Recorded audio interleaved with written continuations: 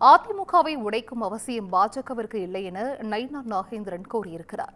மதுரை விமான நிலையத்தில் செய்தியாளர்களிடம் பேசிய அவர், அமித்ஷாவை செங்கோட்டையன் சந்தித்தால் கூட்டணிக்குள் எந்த குழப்பமும் ஏற்படவில்லை எனவும் விளக்கம் அளித்தார். அதிமுக இன்னைக்கு ஸ்ட்ராங்கா தான் இருக்கு. நீங்க பார்த்திருக்கலாம். மதிப்புக்குரிய அதிமுகவுடைய பொதுச் செயலாளர், எங்களது தோழமை கட்சியினுடைய தலைவர் போகக்கூடிய இடங்களெல்லாம் இன்னைக்கு மக்கள் வெள்ளமா வந்து இன்னைக்கு மிகப்பெரிய ஒரு ஆரவாரத்தை கொடுக்குறாங்க, ஆதரவு தர்றாங்க. அவங்களுக்கு ஒரு பொறாமையிலே இருந்துட்டு இருக்கிறாங்க. எப்படியாவது அவங்களுடைய எண்ணத்தை அவங்க சொல்றாங்களே தவிர அதிமுகவை பாரதிய ஜனதா கட்சி உடைக்க வேண்டிய அவசியம் உங்களுக்கு கிடையாது. நாங்கள் தான் இன்றைக்கு அவருடைய தலைவர்களாக ஏற்றிருக்கிறோம்.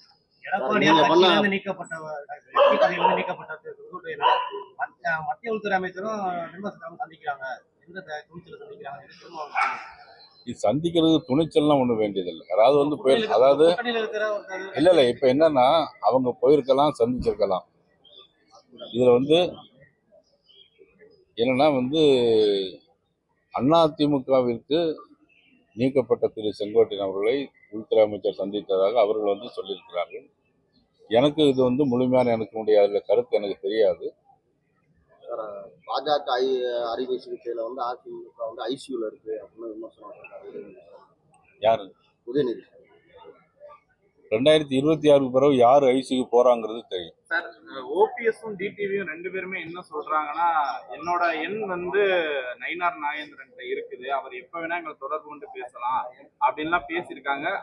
ஓபிஎஸ் வந்து கூட்டணிக்கு எந்த நிபந்தனையும் விதிக்கல.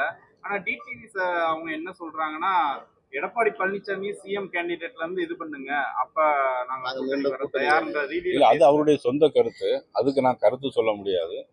அண்ணன் ஓபிஎஸ் அவர்கள் சொல்லியிருக்காங்கன்னா நான் எந்த நேரமும் அழைத்து பேசுவேன். இப்போ கூட நான் அழைத்து பேச தயாராக இருக்கேன். எனக்கு எல்லாம் யாருமே எனக்கு கருத்து வேறுபாடு கிடையாது. திரு டிடிவி சார் மேலேயும் எனக்கு எந்த விதமான கருத்து வேறுபாடு எப்பொழுதும் கிடையாது, இனிமேலும் கிடையாது. நான் தயாராக தான் இருக்கிறேன்.